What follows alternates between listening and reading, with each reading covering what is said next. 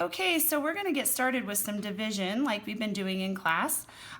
First of all, I want to just refresh our minds with a relatively straightforward problem about our normal steps, our normal procedure for solving a division problem.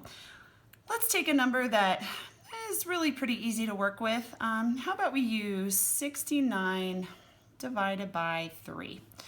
All right, so here we have 69 divided by 3. And doing this a very straightforward way with our procedure that we use in class. We use divide, multiply, subtract, bring down, repeat. I try to remember it: daddy, mommy, sister, brother, rover. The R stands for repeat or remainder, depending on the problem. So our first step is to divide. So first we look at the first digit in the dividend, and here we have the digit 6. So 6 divided by 3, and we know 6 divided by 3 is 2. So that's our first step, that's division. Our second step is to multiply. So now we're going to take 2 times 3. 2 times 3 equals 6, obviously. Now sometimes if we're having a little bit difficulty remembering which numbers we're multiplying, I'll just put a little multiplication symbol right there, and that helps kids to remember that, okay, we're going to take the divisor and we're going to be multiplying by one of the digits that's in the quotient. Not down here. We're not multiplying anything down here. We're just multiplying the divisor by the digits in the quotient. Okay, so we have 2 times 3, which gave us 6. So we've hit that second step, multiply. Our next step is to subtract. So we're going to subtract right here. So we have 6 minus 6, which of course gives us 0.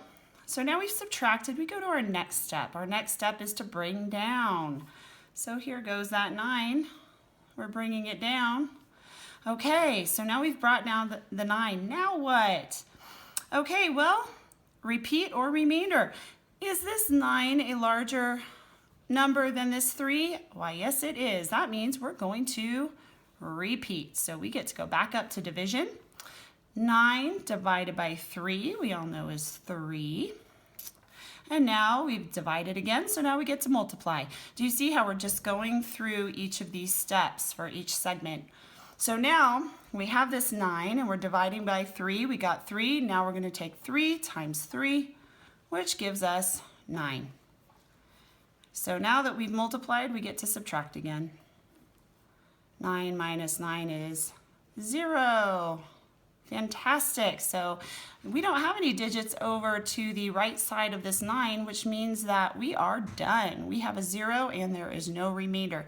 So the answer, or the quotient, for 69 divided by 3 in this case would be 23, with a remainder of 0 or no remainder.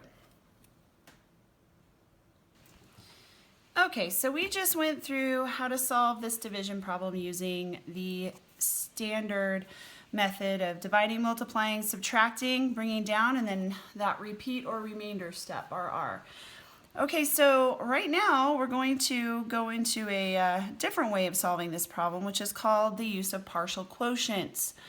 This method oftentimes will work for students who, for whatever reason, this doesn't necessarily make the most sense to. Sometimes doing it with partial quotients kind of gives them that light bulb, oh, that's why, and helps the standard way of doing it make more sense. So let's take a look at partial quotients. Let's go ahead and use the same problem so that we're using the same numbers, same digits. So we have 69 divided by 3. Okay, well, the way that we drew our division bar up here, we're going to change it a little bit up here, and we're going to go ahead and bring this bar down like that. Kind of crazy looking, but you'll see why in a minute. And the next thing we're going to do is we're going to draw a arrow going from this 3 over to this column, and we're going to put a multiplication symbol here. That multiplication symbol is going to remind us that we're multiplying. Okay, so with partial products, unlike with our standard way of solving, instead of going ahead and looking at the first digit and then at the second digit, we're going to take this 3 and we're going to pick a number, any number really, that we can multiply that 3 by in order to get a number that's under 69, something that's less than 69. So let's see, let's use a number that's easy to work with. I always tell the kids, let's find a number that's easy to work with. Well, since most students by this point have their multiplication facts mostly down, we know that they're going to know, for the most part, their fives, their tens, hundreds, thousands, etc. So, and when I say hundreds and thousands, I don't mean they know how to do 169 times 3 by memory. I mean more, they could take, say, 3 times 100 and know that it's 300. Okay, so let's go ahead and work with tens, because tens, I just like to work with tens. Everything with tens seems to be a little bit easier. So we're going to take 3 and we're going to multiply it by 10. So we have 3 times 10. Now notice that I put the 10 over here on the right hand side of this long line that we made here. So now we have 3 times 10, and 3 times 10 equals 30. So we're going to put that 30 right underneath the 69.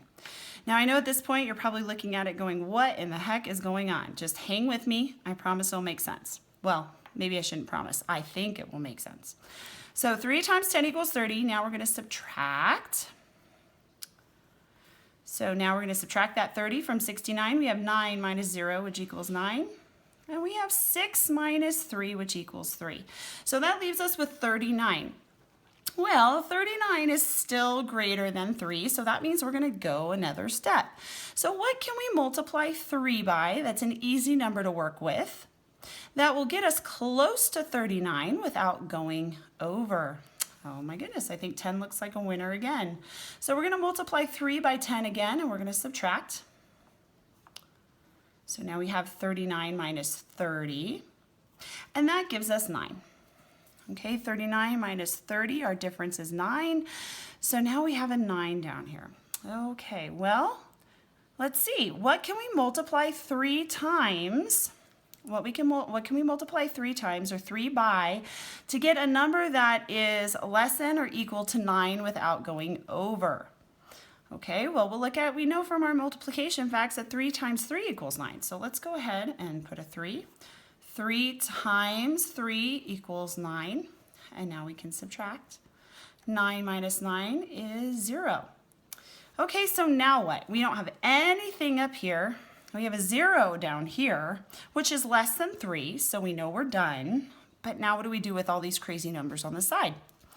Well, we take this 10 and this 10 and this 3, and we add them together. So we have 10 plus 10, which equals 20, plus 3, which equals 23. So 69 divided by 3 equals 23, and there is no remainder. So this is just another way to solve the same problem, just using what we like to call partial quotients. All right, well, let's do one that's similar, but leaves us with a remainder. How's that sound? Let's do one that's similar but leaves us with a remainder. How about, let's do 79 divided by 2. Okay. And I'm also going to branch out and be brave and use something other than 10 as my number that we're multiplying by. Okay, so we're going to do this the same way. We're going to draw our little multiplication symbol here. All right, 2 times what is going to give me a number that is less than 79 or equal to 79 without going over? Okay, well, let's say that we have a student that wants to completely break out of tens like I do right now, and he knows from working with 25s when we're dealing with dollars. We have a little song that we sing, 25, 50, 75, 100. So he knows that if I multiply 25 times 2, that's going to give me 50. So let's go ahead and do it by 25, just for fun. So we have 2 times 25 equals 50. Now we're going to subtract. 9 minus 0 is 9. 7 minus 5 is 2. Okay, so now what can we multiply 2 by?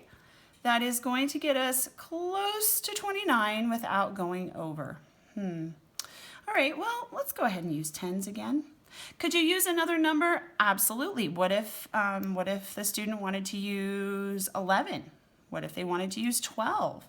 That would be just fine. Most kids know their 11 facts, so 2 times 11 would be 22. We're just going to go ahead and use 10. 2 times 10 equals 20. Now we're going to subtract. 9 minus 0 is 0. I mean, it's 9, sorry. 9 minus 0 is 9. 2 minus 2 equals 0. Okay, so now our digit down here is still larger than our divisor, so that means we have another step. So 2 times what would give us close to 9 or equal to 9 without going over? Okay, well, I like to work with 5s as well as 10s, so we could see 2 times 5. Uh-oh, nope, that's not going to work because that's going to give us 10. So let's try something a little bit smaller than that. So let's try 2 times 4. We know from our math facts that 2 times 4 is 8.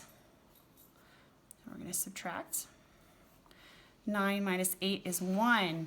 Okay, so now we are down to where we have a number that is smaller than our divisor, which means that we are done. This 1 here is going to be our remainder. Okay, so we put a little r there so that we know that that's what we're going to do with that. That's going to be our remainder. But we still have these numbers over here that we need to deal with, so we're going to add them together. Please excuse the dog barking outside. 25 plus 10 equals 35, plus 4 equals 39, and then we have our remainder 1.